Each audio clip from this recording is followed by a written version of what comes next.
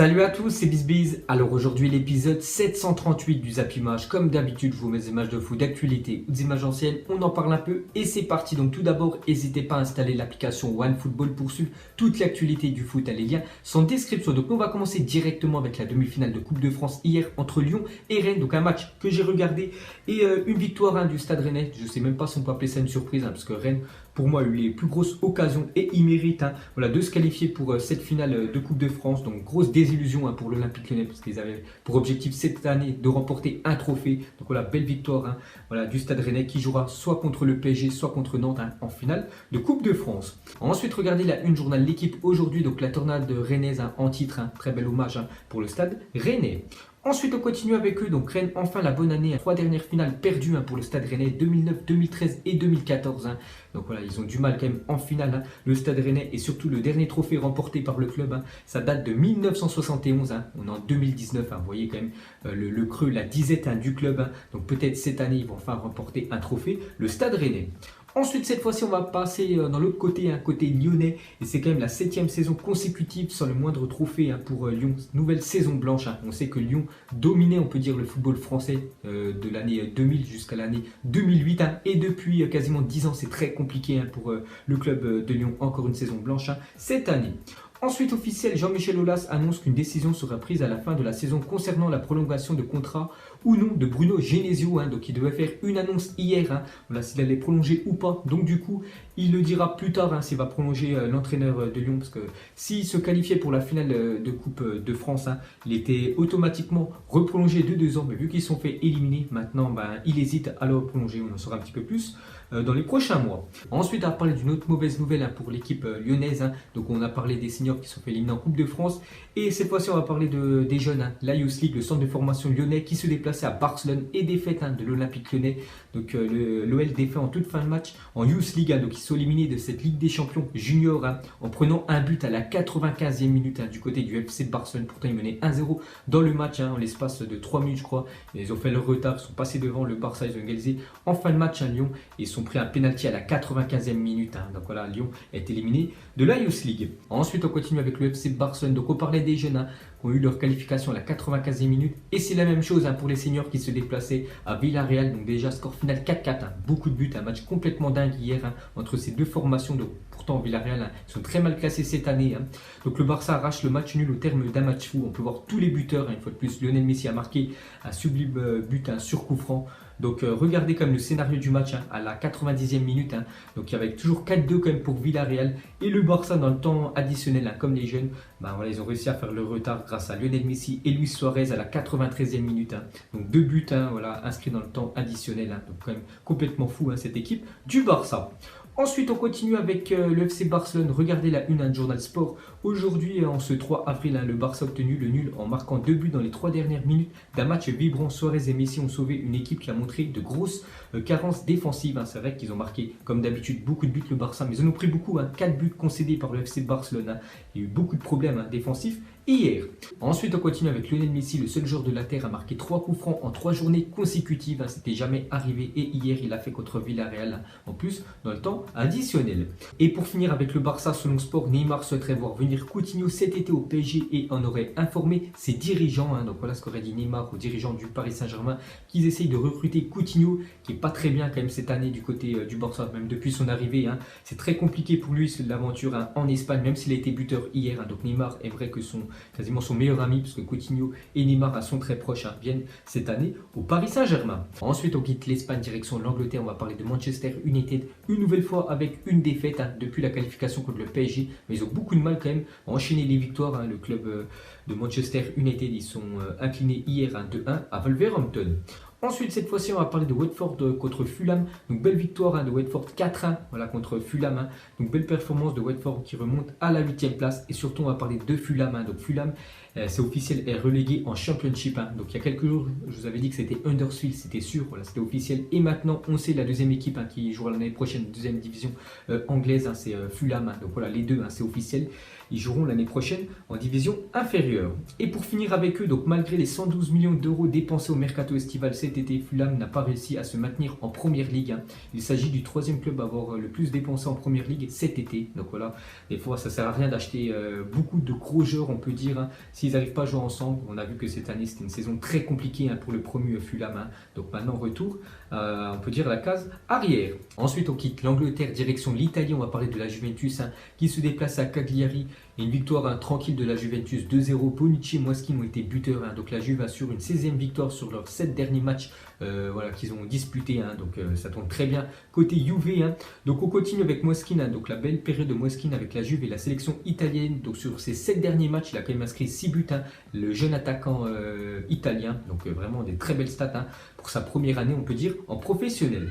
Ensuite, la meilleure réponse, c'est sur le terrain, parce que hier, en fait, on a parlé de la victoire de la Juventus, mais il y a eu encore un scandale, on peut dire, sur un terrain en Italie. Des cris racistes, qui sont partis des tribunes envers Moiskin et aussi Matuidi. Donc Moiskin a été victime de cris de singe entonnés par les ultras de Cagliari. Tout au long du match, il a ensuite marqué et s'est adressé devant le COP local en mimant cette célébration. Donc il a très bien répondu à l'attaquant italien. Ensuite, on continue avec cette affaire de racisme. Donc le 6 janvier 2018, Cagliari-Juventus, Matuidi est victime de cris racistes. Et quasiment un an après, le 2 avril 2019, Cagliari contre la Juventus, Matuidi et Moiskin sont victimes de cris racistes. Un an après, rien n'a changé, des gestes qu'on ne veut plus voir dans les stades de football. On peut voir qu'il y a un sacré problème avec les actes racistes du côté des supporters du Cagliari. Et pour finir avec cette page, on peut le dire, très triste pour le football. Donc écoutez quand même la surprenante déclaration de Bonucci à la fin du match. Donc la déclaration très douteuse de Bonucci sur les cris racistes à l'encontre de Moiskin. Il a dit pour moi, donc il a dit ça à la fin du match, pour moi c'est du 50-50 entre ces gens-là et Moiskin qui n'aurait pas dû célébrer de cette manière. Donc Bonucci, je ne sais pas du tout pourquoi il dit ça. Donc il dit en gros que c'est la faute à moitié quand même de Moiskin d'avoir fait cette célébration-là. C'est à cause de ça que les supporters de Cagliari ont fait des cris racistes alors qu'ils ont fait ça depuis le début du match.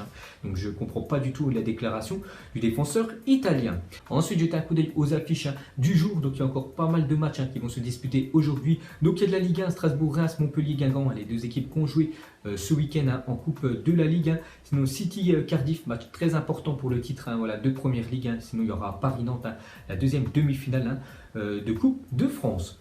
Ensuite, on va souhaiter un joyeux anniversaire aujourd'hui à Gabriel Jesus qui fête aujourd'hui ses 22 ans pour le jeune attaquant brésilien de l'équipe de City. Ensuite, cette fois-ci, on va souhaiter le joyeux anniversaire à Adrien Rabiot qui fête aujourd'hui ses 24 ans pour l'ancien milieu du PSG qui va quitter le club. Pour moi, c'est même plus un joueur du Paris Saint-Germain. Et pour finir avec lui, donc Adrien Rabiot aurait stoppé les négociations avec Liverpool et l'AC Milan et serait sur le point de trouver un accord avec le Real Madrid pour arriver gratuitement dans le club de Zinedine Zidane dans quelques mois.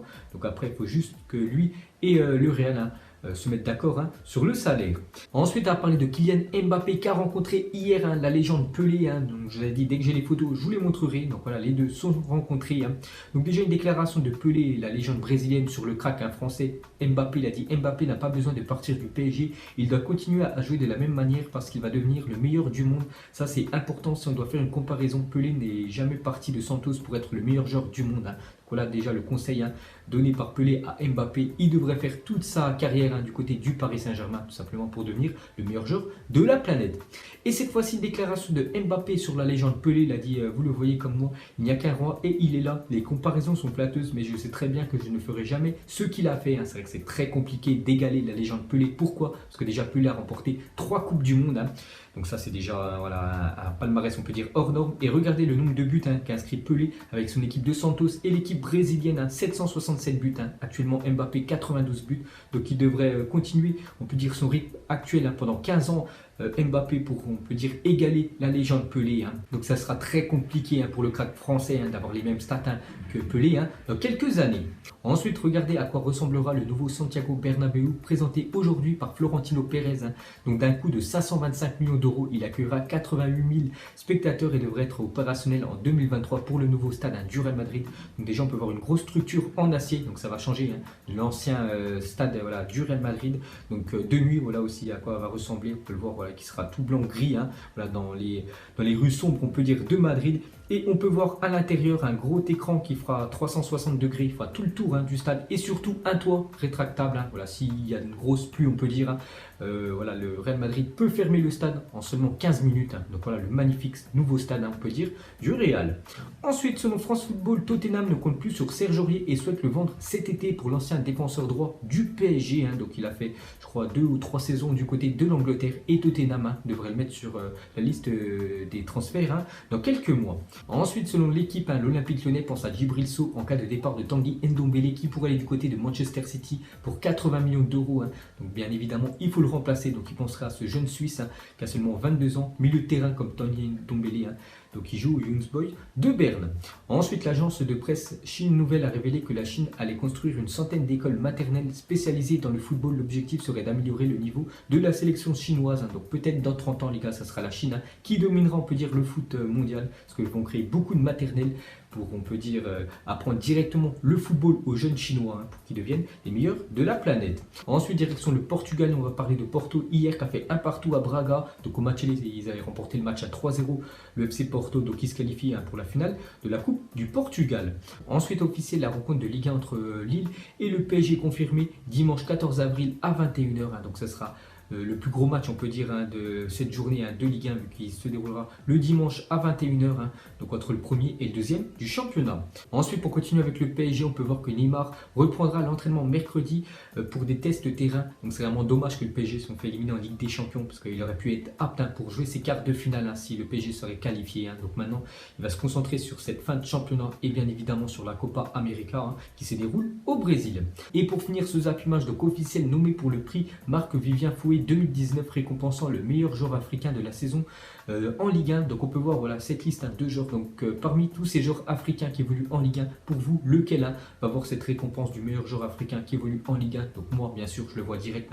Celui qui va remporter ce trophée, c'est un joueur lillois, bien évidemment, Nicolas Pepe. Donc voilà les gars, la fin du zappimage 738. Donc si ça vous a plu, un petit like et je vous ferai l'épisode 739 demain. Donc moi je vous laisse et je vous dis à la prochaine comme d'habitude. Ciao à tous. Donc on l'a maquillé avec tes mensonges. Et que son âme est moche, plus qu'à la maquiller avec tes mensonges. Je sais pas ce qui se passe dans ma tête. Parfois, je voudrais sauver la terre. Parfois, je voudrais la voir brûler. Ça va pas trop, je roule un terre. Trop de haine pour 9 mètres carrés. Tristesse, faut pas.